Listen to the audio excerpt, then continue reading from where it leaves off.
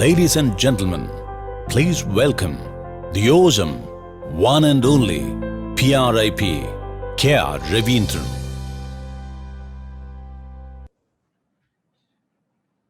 Hello, Malaysia. Am I audible? Coming through? Am I audible? Yes, you are. Yes, you are, sir. Please proceed. I'm not one who's very fond of introductions, and that clip you saw was produced by someone in India, and I really had nothing to do with that. Thank you, nonetheless, District Governor Bindi Rajsekharan. I have great respect for her and what she does.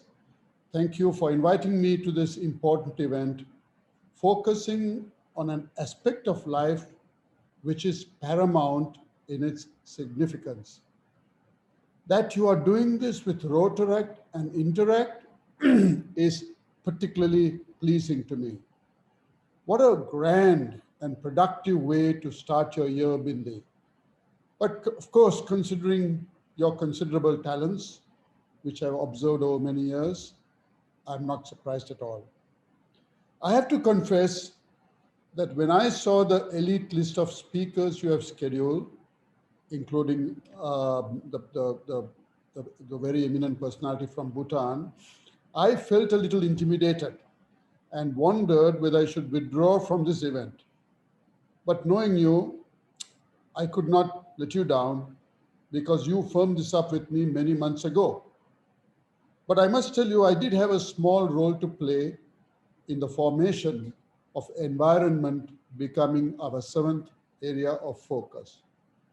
You know, the Rotary Foundation grants are channeled through 6 areas of focus, or was channeled through 6 areas of focus. On September 25th, 2019, I initiated with the Board of Trustees a discussion on why we should not have environment as a separate area of focus.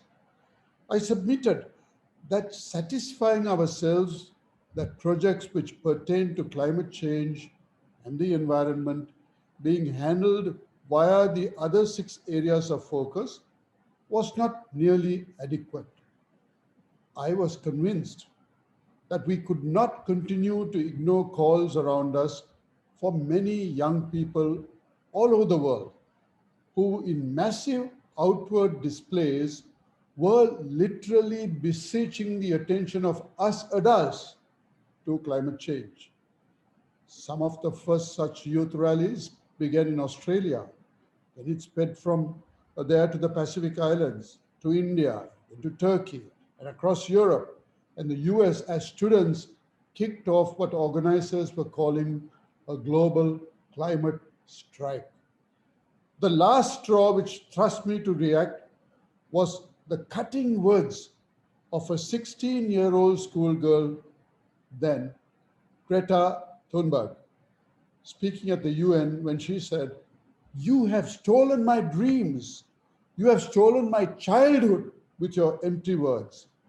Our entire ecosystems are collapsing and we are at the beginning of mass extinction. But you adults can only talk about money, talk about fairy tales of eternal economic growth." Wow. That really went home. Coincidentally, about the same time, then President Mark Maloney, President of Rotary Mark Maloney, also had similar thoughts and pushed for a 7th area of focus on the Rotary International side while I was on the Rotary Foundation side. The wheels of our respective boards started moving and environment came into being as an area of focus from July 1st. Having said that, I must quickly point out that it was not as though Rotary was not involved with projects to protect the environment. In fact, over the last 5 years, our foundation has allocated $18.4 million in global grant funding to environment-related causes as we support water, sanitation, and hygiene projects. These projects have ranged from beekeeping in Germany to rainwater harvesting at schools in Jordan, from a program to save pollinating monarch butterflies from extinction in the US to a Rotary Peace Fellow helping goat herders earn a decent wage in Mongolia while protecting the grasslands, and many more like that. In fact, I must say I'm impressed with your district's collaborative arrangement with the Selangor State Water Management Department and the launch of your Peace Park, a first in Asia offering recreational facilities for the local community, university students, and the general public. And as I understand, the park has the potential to be a prominent eco-tourism center with a migratory birds habitat, the nearby Firefly Park, the peat forest of Raja Musa, and the coastal mangrove forest of Selangor. The Water for Peace slogan sounds good actually. And finally, or equally, the four-way path manifesto, which you just launched, is quite compelling. First, to live sustainably. Second, to avoid single use of plastic, I think. Third, recycle, reuse, reduce, repurpose. Fabulous. And fourth, conserve water, energy, and resources. I also liked how you have defined and illustrated each of the four parts. Now, that's more than just theory. That's telling people exactly how to do it. You can and should work some actual deliverables on each of those parts. Maybe even build your citations around it, Governor Binde. And certainly, I must tell you, Rotary International would be interested in knowing more about this. I would be interested in how you walk the plan. It needs to move from theory to practice now, and I wish you luck. But make no mistakes, Rotary has long been committed to protecting the environment. We understand the connectivity between a healthy world and healthy lives and a healthier future. We understand that we humans have put our planet on a path towards disaster. We understand that if people keep polluting at the current rate, according to scientists, climate change will cause prolonged droughts, devastating storms, collapsing ecosystems, and vanishing species, like Bindi said. It is likely that coastal cities will be deluged by sea level rise. Widespread food and water shortages will lead to the deaths of millions. That is the philosophy behind our water, sanitation, and hygiene programs, as you know it as WASH. We knew long ago that when people have access to clean water and sanitation, waterborne diseases decrease. Children are healthier and they attend school more regularly. And mothers can spend less time carrying water and time helping their families. We understand that although 70% of the Earth's surface is covered in water, 97.5% of it is in the ocean. A further 1.75% is frozen in the poles, in glaciers, or in permafrost.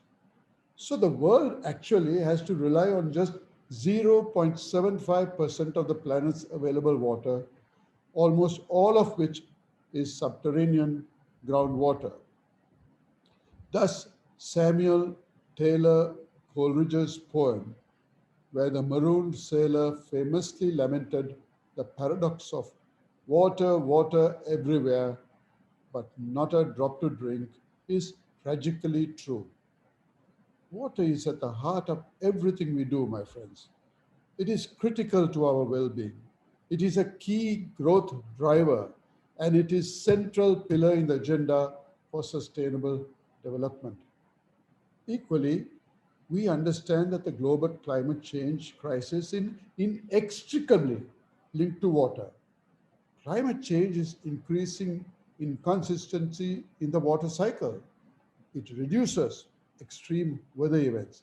It reduces the predictability of water availability. It decreases water quality, and it threatens sustainable development.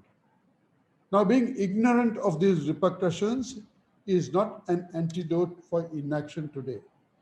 If the world is to limit the global temperature increase to well below 2 degrees C, above pre-industrial levels, action must and needs to be taken immediately. Now, why 2 degrees C? If warming reaches 2 degrees C, 2 degrees centigrade, more than 70% of Earth's coastline will see its sea level rise greater than 0.2 meters, resulting in increased flooding of coastal cities, including my own city, erosion of beaches, salinization of water supplies, and other impact on human and ecological systems. In fact, a new World Bank report finds that the worsening impact of climate change in three densely populated regions of the world, Sub-Saharan Africa, South Asia, and Latin America, could see over 140 million people move within their country's borders by 2050, and that will create a looming humanity crisis.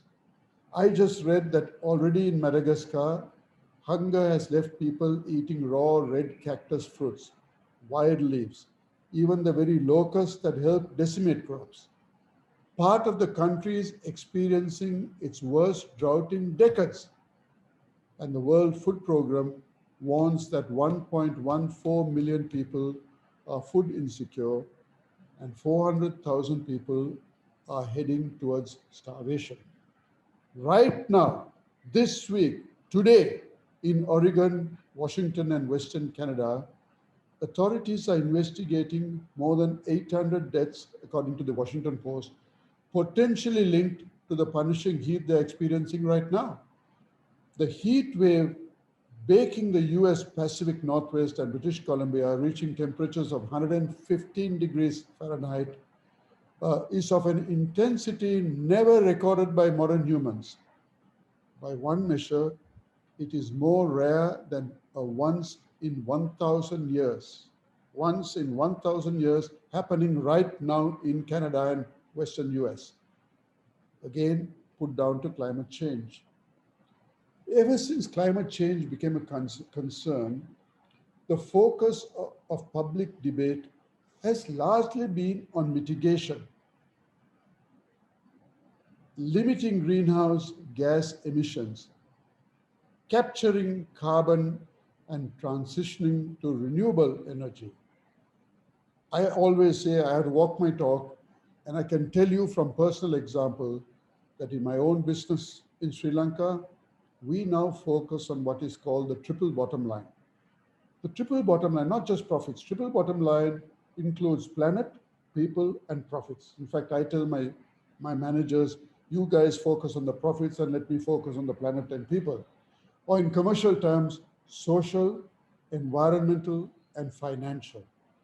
Today, one of my factories works completely on renewable energy, and it's our intention to do away with fossil fuels in all our plants in Sri Lanka and India and have them on renewable energy in the next 4 years. We must be on the right track because last year, for the first time, renewable energy generated more electricity than fossil fuels across the whole of the European Union. General Motors is on its way to an all-electric future with a commitment to 30 new global electric vehicle models by 2025. BMW says 50% of its cars by 2030 will be electric. So it's now increasingly clear that we cannot outrun the impact of social and environmental issues, and that profit and purpose are strongly linked together. Speaking of which, I'm reminded that in November this year, world leaders will be gathering in Scotland for the successor to the previous landmark Paris meeting. You might recall that the Paris Agreement was a legally binding treaty on climate change adopted by 196 countries in 2015. Whether they're keeping that agreement is another matter. But this is a crucial meeting because it's important the whole world understands that climate change is not an abstract problem for the future. Climate change is happening now. We are causing it. And the longer we wait to act, the more we lose and the more difficult the problem will be to solve. In the past, Rotary was actually very cautious about using the words climate change to describe projects because too often in some countries, there were political overtones to it. I mean, United States, Australia are great examples. Therefore, let it be clear that the new area of focus in Rotary is not intended to be a political statement. But we understand that we cannot be fearful any longer. We are reacting to the desires of Rotarians to address this issue. And in so doing, we are using accepted scientific data to drive impact. Yes, Rotarians do want our world to be a better place. If we are losing coastal regions due to sea level changes, if stronger storms or prolonged droughts are disrupting water supplies or destroying people's livelihoods, if the very survival of biodiversity of species is threatened, Rotarians by nature want to react to it. Rotarians believe that caring about the environment emphasizes our ultimate mission, and we should give it the importance it deserves. As a humanitarian organization, my friends, we are obligated to talk about it. We need to have that conversation as you are doing now. We need to mobilize opinion. Let me give you an example of what mobilized opinion can do. A few years ago, the government-owned electricity company in my country planned to build a second coal power plant in eastern Sri Lanka. It would suck 93 million liters of water per hour from a bay where fragile ecosystems meet the deep blue sea. Everyone has something to give. The site of one of the largest spawning grounds for sperm whales in the world. After processing, these 93 million liters per hour would be dumped into the ocean, now loaded with toxic chemicals that put this precious marine life at great risk. Learning from the lessons of the damage caused by the first plant, a coalition made up of many public advocates, including Rotarians, apart from going to courts, ran a campaign that alerted the media, the public, and the local community to the potential dangers. Eventually, the government abandoned its coal plant idea after the resulting public outcry. So we can truly move mountains when we come together. Beginning on 1st July 2021, Rotary Foundation Global Grant funding can support projects integrating renewable energy strategies to combat environmental degradation or sustaining food production, protecting the oceans, and much more. And by 1st July 2022, Rotaractors note you can be part of this, you can participate in our global grants. So prepare yourself this year. By placing a spotlight on environmental efforts, Rotary will begin to show leadership on the environment on a global scale, just as you are doing here in Malaysia right now. With this new area of focus, Rotary will support activities that conserve and protect natural resources, advance ecological sustainability, and foster harmony, most importantly, between people and the environment. Our grants will fund a myriad category of projects. Thus, Rotarians will have a distinct bearing on improving our environment. We will play to our program. It's successful not just because we provided vaccines, it's successful because of the power of our advocacy to elicit powerful support. Maybe we can apply this same science-based approach to sustaining the environment. Like we did with polio, we can build awareness, like what we are doing with your freshly minted four-way path manifesto, right? Yeah, I think I got it right. In this case, you can rally Rotary first, your community next, and your country thereafter. We would have become part of the solution. Paraphrasing a Chinese proverb, we would have begun our journey of 1,000 steps with that one single step. Even organizing this conference shows an understanding of the challenges ahead, a willingness to take the first step, and a passion to get others to follow. I commend you. I commend DG Bindi for the leadership that she has given. As Mr. Al Gore said not too many years ago, from now, a new generation will look back at us, this generation, in this area of choosing and ask one of two questions. Either they will ask, what are you thinking? Did you not see the entire North Polar ice cap melting before your eyes? Did you not hear the warnings from the scientists? Were you distracted? Did you not care? Or they will ask instead, how did you find the moral courage to rise up and solve this crisis that so many said was impossible to solve? We must choose which of these questions we want to answer, and we must give our answer not in words, but in action, and the right action. Thank you. God bless your actions, and God bless Rotary. God bless Malaysia.